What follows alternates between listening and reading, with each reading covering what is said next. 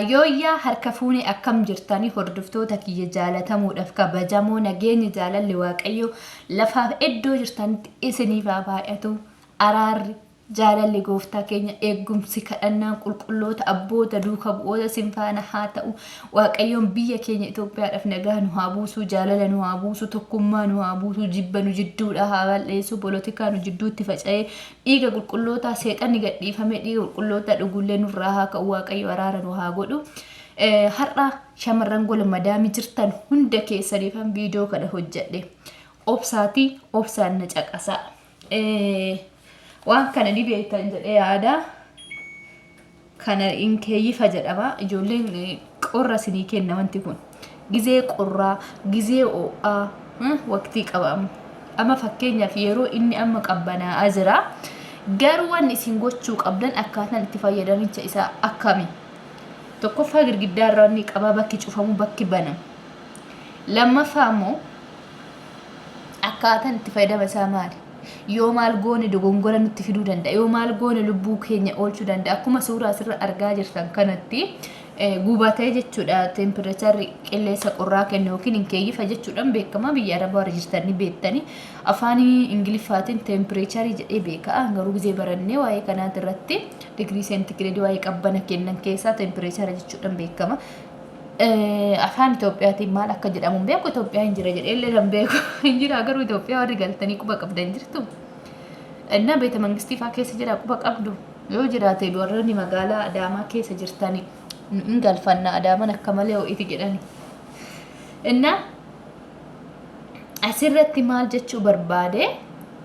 Wanti kun gubatee lubbuu nama sadiitti darbee jechaa jiran akkuma suura irratti argaa jirtan kanatti.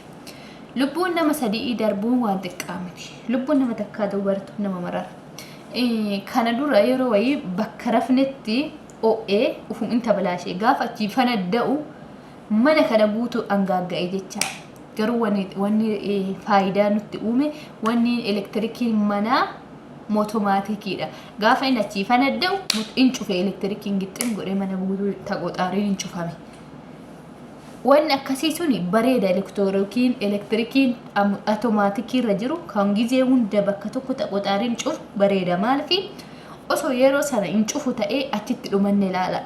Egaa akkuma suura irra argitan kuni inkeeyyiifni kun amma lubbuu nama sadii balleesse jechaa jiranii biyya arabaatitti kuni kan ta'e jechaadha. Shamarran keenya gola madamii jirtan waaqayyo sinaa eegu of eeggannoo godhaa. Amma bantanii daqiiqaa 35 sa'a tokko akkas fayyadamtanii dhaamsitanii odoo daqiiqaa 10 hin turin ammoo bantanii ammoo deebisanii dhaamtan gubachuu danda'a. Akkasumas shabkii gingilchaa keessa isaa jiru sun yoo xuraa'ellee qilleensa kennuu dhiisuu danda'a. Gaafa ukkaamsamee jedhee dhoowuu danda'a. Maal gochuu qabdanii gizee hundumaa waggaatti yeroo qorri dhufe yeroo dhufetti qulqulleessaa dursa. Baasatii shabkii isaa keessaa qulqulleessaa. Maaliif gaafa inni achi xuriidhaan affanamee ukkaamsamee karaa oksijiinii qilleensi isaa alatti bahuun yoo affaname sitti dhoowuu danda'a. Gaafa dho'ee ati lubbuun kee baduu danda'a. Biyya namaatti hafuu dandeessa. Maatii kee arguu fudhu dheebottuu odoon argin baduu dandeessa. Innaa kanuma siniin jedha. Eeggannoo of eeggannoo ciccimaa fayyadama. Akkasumattuu fiishii isaa achi cufaa amma banaa achi cufaa amma banaa. Ka girgiddaa kun kana hin qabu. Kuni kan amma girgiddaa irratti xiqqaa kan akkanaati riimootiidha. Inkeeyyiifni durii sun garuu kana hin qabu. Akkasumas girgiddaa bicha irra banama. Isarratti namoota baay'eetu lubbuu isaaniitti darbe. Akkamitti irraa darbe silkii qal'oo wayii qaba. Ishii san osoo beekifaa yoo kutan karaalee duun caccabee baduu danda'a. So gaafa inni dhoowee jedhee mana elektirikii keessa gaafadha madamii keessa warri hojjettan. Elektirikiin mana kana mootomaatikiidha moo noormaaliidha jedhii gaafadhu. Maaliif mootomaatikii yoo ta'e yoo haguma fedhe dhooheyyuu dafee dhaama waan ta'eef lubbuu kee hin balleessu. Amma kun mootomaatikii miti. Amma handhoo'ee kun handhoo'ee amma gubatee lubbuu nama sadii balleessa jedhanii karaa miidiyaa hawaasaa baxxasaa jiran kun jechaadha. Kanarratti wanni viidiyoo akka hojjedhu na dirqee shamarran keenya baay'een hin beeknu. Akkuma qilleensa inni nuu kennu san faayidaa isaa san bichaa beekna malee miidhaa isaa hin beeknu. Akkuma faayidaa nuuf laatu sana miidhaallee nuuf laachuu danda'a jechaadha. Kanaafuu daraa keessa shamarran keenya uummata qashtii uummata fiqirii lubbuu keessan eeggadha. Kan jirtan gola namaati. Kan jirtan haadha ormaa bira. Namni siif na hin jiru. yoo ati ofiin nahi yoo ati ofi tissuu hin danda'in isaa yoo ati duute boru kan biraa fidatan isaa yoo ati dhabamte isaan boru kan biraa fidatu malee ati dhukkubsattee duute jiraatte dhimma keessaa ni miti ati of eeggannoo gochuu qabda maaliif itti gaafatamtu lubbuu keetii simataa keedha malee nama biraa miti of eegsisuu kan danda'u of jiraachisuu kan danda'u si'idha namoonni baay'een akka waan yoo dhukkubsatanillee ofitti ilaalu akka waan hojii madaamii jalaa wuciisan madaamin isaanii dhiqqibsattu yookiin isaan dhiphattu namoonni madaamii siin dhiphattu siif hin dhukkubsattu siif hin cinqabtu yoo ati duutellee borka biraa fidatti ishii maktabarra maaliif ammaa siin godhamu isaan alagaadha nu yoo walaa gorfannu waan jedhee viidiyoo kana dirqamee hojjadhee fi waan kana gaafan argu sururna jedhe gaafa kana dura mana wayii hojjedhu mucaa kiyya qaba ture mucaa koo faana hojjechaa osoo hin jirru lafti sun ramadaana keessadha hilo'a wanneen kun teemperachaarri yookiin keeyifni kun kan girgiddaa moofaa roogee sanii wanneen qabu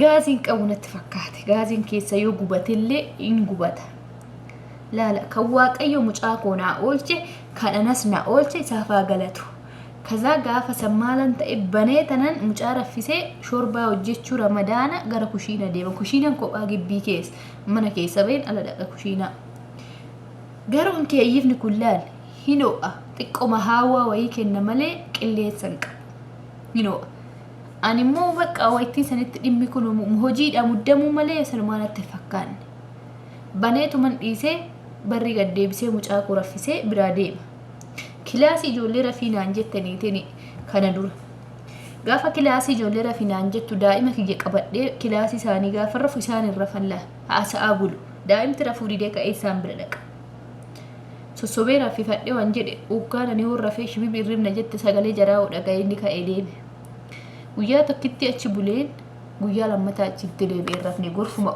usan keessa mucaa koo qabadhee rafe kaza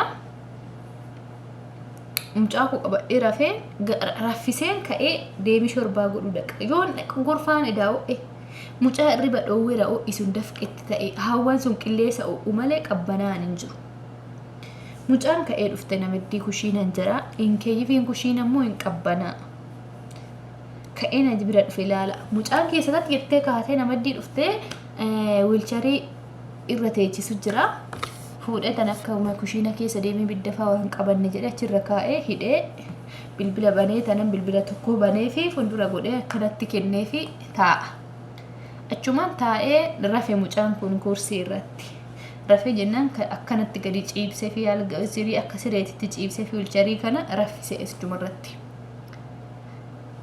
raffisee yoo kilaasii dhaqu inkeefni kun fanadda ilaal dhooye jechuudhaan isaa gubatee wanni akkuma hinoo amma suura kanarra argitan kanatti dhooye mana sanitti waan yoo si ooshe oolchiin isaa xiqqaan qabdu isan na ooshe guyyaa san daa'ima sana dhoo achitti tina jalaa dhooye maal akka ta'u beeki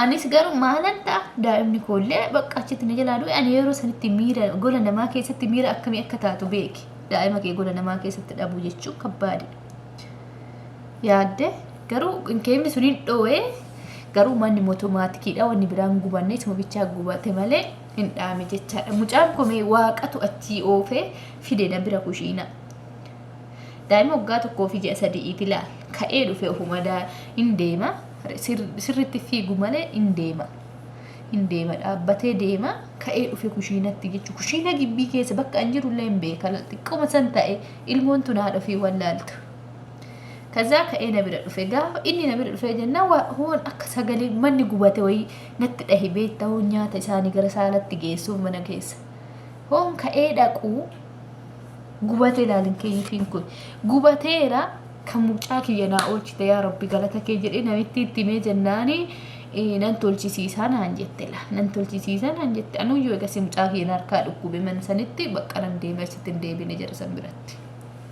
hin deebine fudhee mucaa koo magaalatti deebi'ee mana yaalaa geessee guyyaa sadii yaalladhe sana booddee Itoophiyaa galche maaliif baay'ee na jala dhukkube fudhee mana namaa gaafa hin deemee hojjedhu mucaan kun na jala dhukkubsate qilleensi ta'uu fi didee ija namaa ta'an hin beeku garuu baay'ee na jala dhukkubsata dhugaa fuudhee mana arabaa deemu mucaan kiyya baay'ee biyya sanatti hin bareeda bosbosa nafa adii kana erga biyya galee na jedha gurraacha malee amma nullee biyya galee nama gurraachuuf na garuu asma inna akkasiniin jedha of eeggannoo taasisaa shamarran keenya in keeyifni kun badaadha lubbuu keessan balleessuu danda'a waan nama mudatu hin beeka waan ta'eef dursanii of eeggachuudha amma dhaamsiti taanaan daqiiqaa muraasa tursutti deebistee hin baniin jidduu sanitti akka hin gubannee fi akkasumas immoo bantee ammuma deebistee hin dhaamsiin hin gubata waan ta'eef kanuma siniin dadhaa waan na dhaggeeffataniif galatooma viidiyoo kana sheer walii godhaatti wanni kun lubbuu nama baay'ee balleessaa jira waan ta'eef